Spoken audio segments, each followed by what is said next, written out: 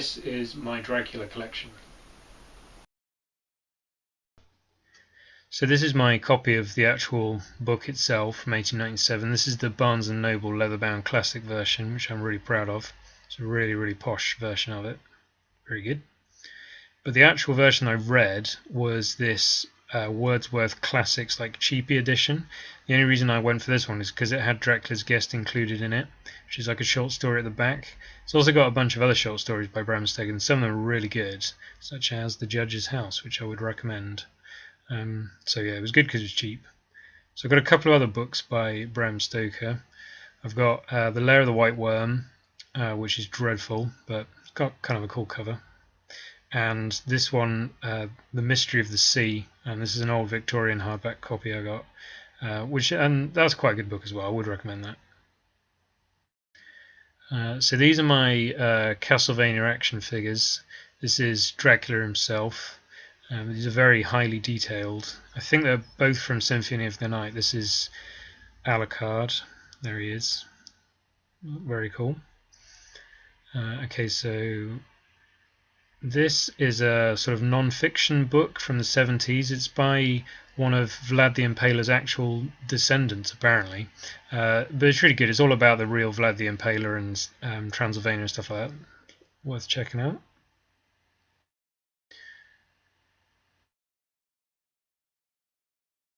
So the first thing I actually read, I have to say I actually read this before I read Dracula, which is a bit bad, is this, The Historian by Elizabeth Kostova. It's sort of an alternative history of the writing of Dracula and how apparently it's based on real vampires. It's pretty good. I would recommend it. But another one is this, Anno Dracula, which is sort of a sequel to Dracula, written by Kim Newman, this British author. It's really good. I've got a signed copy. The whole series is just fantastic. The first one's the best, but they're still very, very good. And they take in lots of different cultural references. Would definitely recommend those. That's those. Another one from, I think it's from the 80s and 90s, is this, the Diaries of the Family Dracule.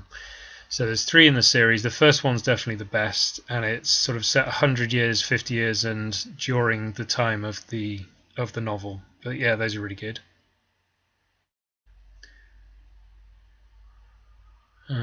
These are Japanese kind of youth novels, and the D of Vampire Hunter D is Dracula. It's Vampire Hunter D's dad is Dracula. But so there is a connection there, but it's set in the far future, and they're really, really good, and they illustrate and everything. I would definitely recommend them. They're really easy to read. They're just very cool, and they made a couple of manga movies about them, which you should also check out.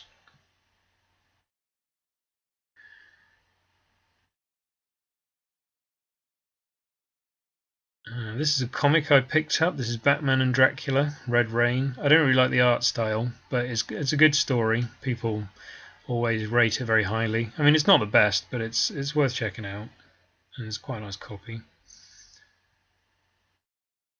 Another comic I got is this 3-part from when Francis Ford Coppola's Dracula came out. Topps Comics released these. These are a retelling of Vlad the Impaler in a Dracula kind of way. They're amazing. The artwork is fantastic. The colours are incredible. They're quite cheap to get as well on eBay. I would definitely recommend those. So these aren't strictly Dracula, but I keep them in the set anyway. So this is Brian Lumley's Necroscope, the first 3 books.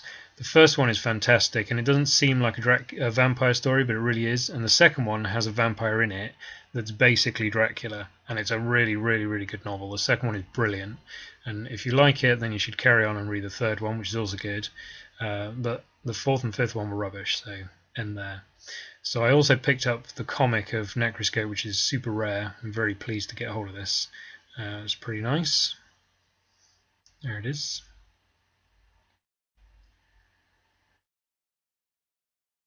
This is a cassette tape recording of Christopher Lee reading Dracula, which is pretty cool. Found that in a charity shop. So this one's weird. I got this on eBay just from the title. It just said Dracula Annual. I know almost nothing about this. is just these weird, psychedelically coloured short story comic things. None of them are about Dracula. It's really strange. This is the Eyewitness Classics Dracula. The only reason I got this is really cheap, and it's got like all these pictures and photos, like biographical elements, which I really liked. So yeah, went for that. It's pretty cool. This is weird. This is like a bit like a choose your own adventure, basically. It's a story sequel, and you get all these little bits of evidence that relate to the story that you're supposed to kind of look at, and you have to try and solve a mystery yourself, and then the mystery is revealed in this kind of stuck down envelope thing. It looks really nice, but the story's rubbish, which is a shame. So that's that. So this is one of my favourite things ever. This is the pop-up Dracula. This is so good. I really wish I could display this somewhere, like put it up on a table or something. They're just amazing. So well made. Ooh. Okay, I'll just go through all of them. It's a graveyard. There he is himself.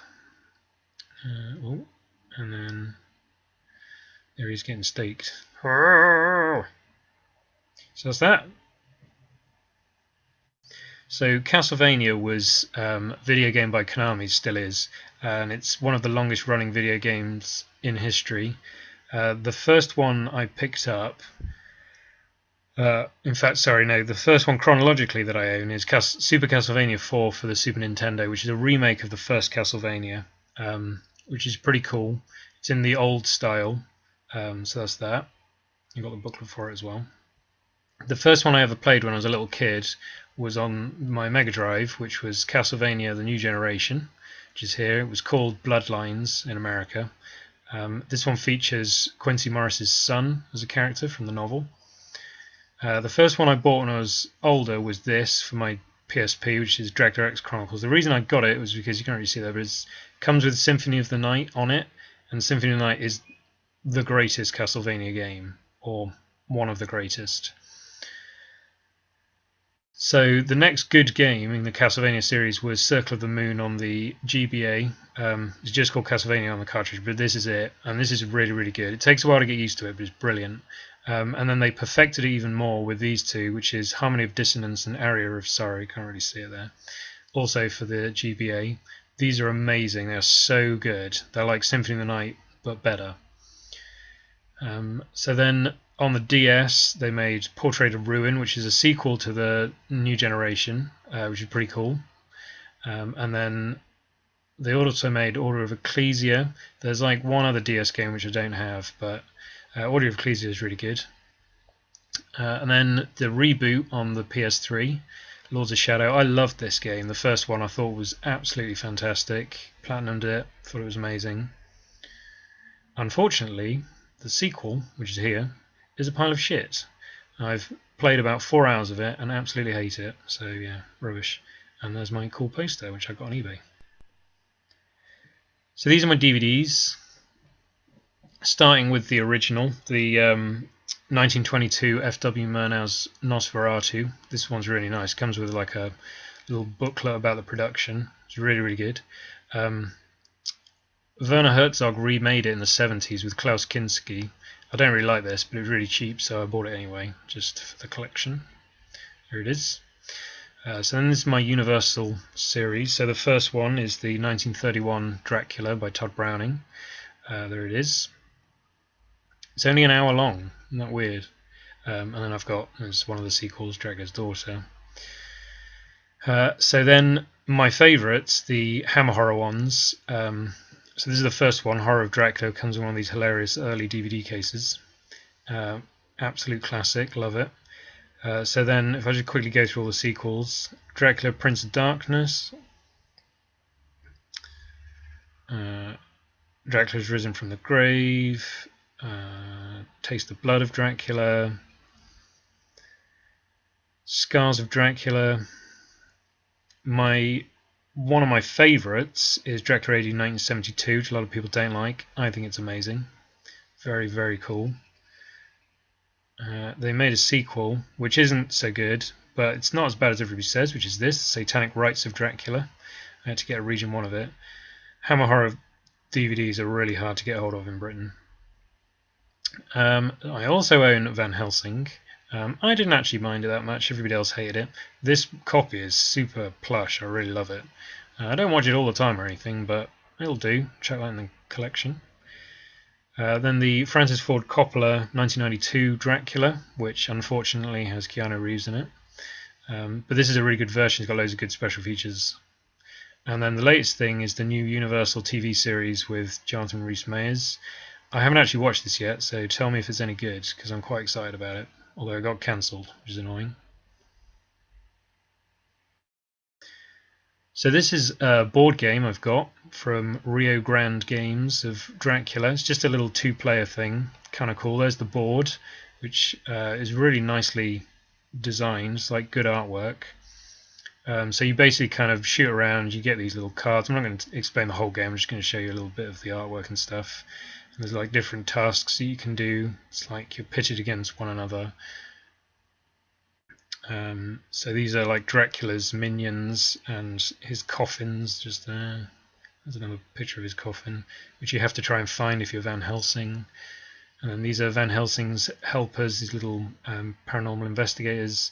And that's what Van Helsing's, those are the innocent people that he's looking after. And then that's supposed to be Dracula. And that's supposed to be Van Helsing. That's that. So these are, Orson Welles did a radio show with Mercury Theatre in the 1930s, late 1930s. There he is, where him and his cast read Dracula. So it's really good. It's quite hard to find this record. I'm quite pleased that I got it. I also found Treasure Island from the same series on vinyl. There it is. Really cool map on the back. And then Hammer did their own version in the 50s. So this one is Christopher Lee reading Dracula, but he's actually doing a dramatised version of it on record. The best thing about this, it comes with this cool biographical information, cool picture. So the first side is the reading, and then the second side, you can't really see it there, but it's soundtrack music from different Hammer horror movies. So yeah, it's pretty good. So my favourite things in my Dracula collection would be, first and foremost, my Barnes & Noble's leather-bound classic version of the novel itself, because I just love these. There's such a wonderful way of having a book that you really love, and it wasn't really that expensive. I think it was like 15 quid, which, like, you could probably buy a Blu-ray of one of the movies for the same price, and it's definitely worth it. It's like black edged, it's got like this painting stuff inside, it's just fantastic, so definitely that. Kim Newman's Anno Dracula series, in particular the first one, Anno Dracula, the whole series is absolutely amazing. I really, really love it. But the first one really is the best. It is an absolute classic. It's probably one of the best things to come from Dracula, I would say. Definitely recommend that.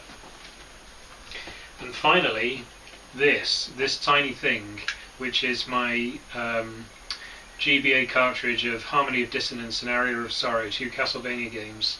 They are so good. I mean, Castlevania Symphony of the Night was good, but these games are the same style but with slight improvements made. I had so much fun playing these 2 games. Absolutely amazing. So I would definitely recommend, either downloading them or playing them on the DS, or however you want to try and get hold of them, but definitely get hold of them. Amazing. So that was my Dracula collection.